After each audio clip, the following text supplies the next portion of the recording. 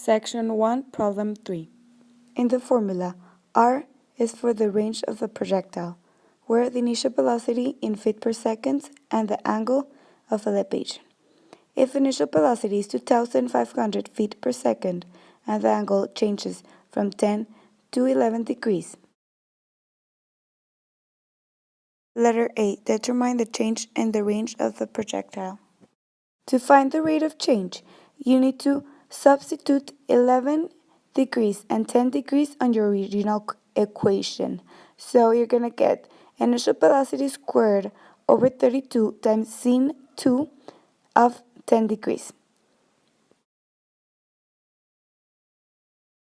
So your answer is going to be 66,800.81 for 10 degrees. That is your x1.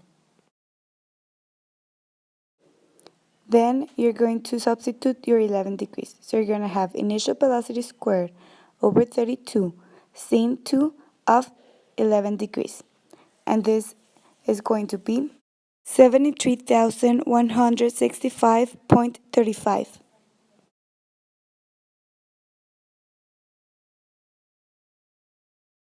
After getting the results of substituting x1 and x2 on the original equation, you're going to subtract 66,800.81 minus 73,165.35 to find the rate of change.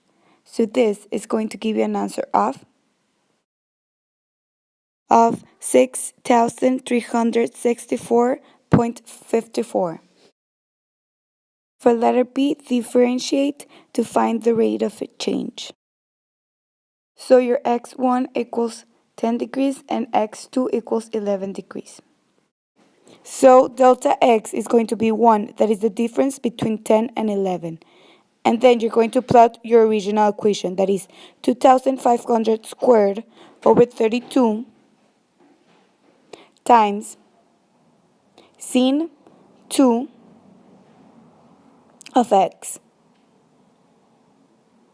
That is equal to, so you simplify and you get 195,312.5 times sin 2x.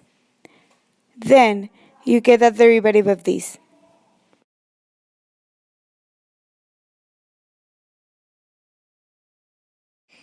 $390,625 cos sine of 2x.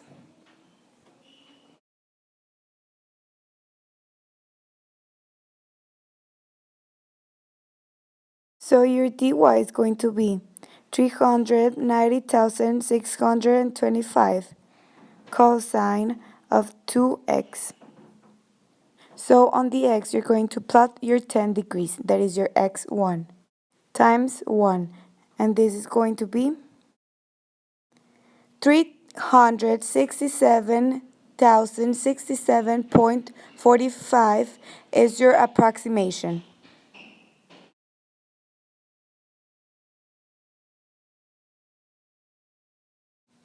Letter C. Interpret your results within the context of the situation.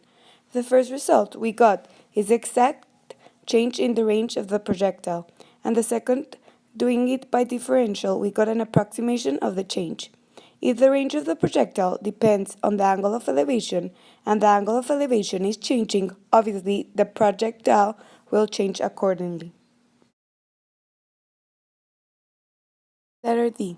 Under which circumstances is it better to calculate the actual change and when the approximate change? Depending on the situation, sometimes it's more useful to use one or the other. For example, when you're buying many items on a store, you may want to know what is your final payment. So in this case, it will be the best way to approximate the change. But if you want to calculate the height of a building, you will need to use the exact values. Section 2, Problem 7. To find the integral, first you need to find u. That's going to be 1 minus 4x. Then you need to differentiate for u. So derivative of u equals negative 4 dx.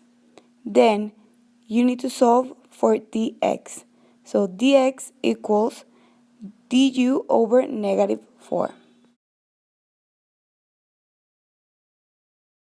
After identifying du, you're going to take out the constants of the integral. So it's going to be 8 over 3.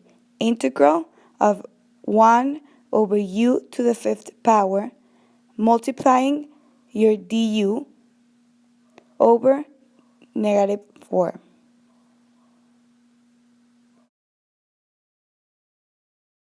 So your x's can't cancel. So the 4 is going to go outside as a constant and divide 8 over 3 over negative 4.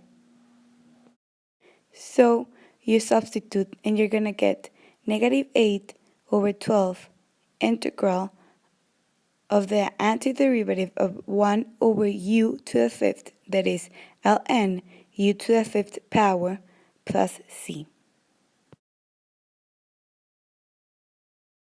After finding the equation, you're going to simplify negative 8 over 12 and then substitute u on the antiderivative. So it's going to be ln absolute value of 1 minus 4x, that is your u, to the 5th power plus c. And this is the integral of the equation.